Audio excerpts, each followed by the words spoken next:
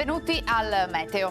Graduale indebolimento dell'anticiclone che permette così il transito di una perturbazione. Sarà mercoledì il giorno più instabile, ma già martedì avremo qualche avvisaglia. Vediamo il dettaglio. Sul Veneto la grafica del 4 gennaio mostra un cielo decisamente coperto e nuvoloso, nebbie anche fitte sulle pianure e nelle valli alpine. Al mattino probabilità bassa di locali piovaschi, ma dal pomeriggio e soprattutto durante la sera e poi nella notte sarà possibile qualche occasionale pioggia sparsa. Temperature stazionarie sempre sopra la media del periodo, minime tra lo 0 e i 5 gradi, massime comprese invece tra i 6 e gli 8 gradi all'incirca.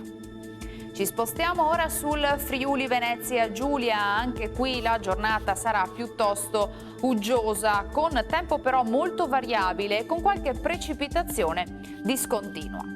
Temperature minime tra 5 e 8 gradi, massime sui 7 e 11 gradi.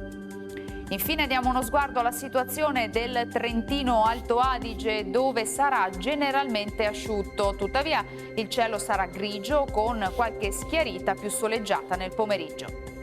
Temperature minime intorno allo 0, massime infine sui 10 gradi all'incirca.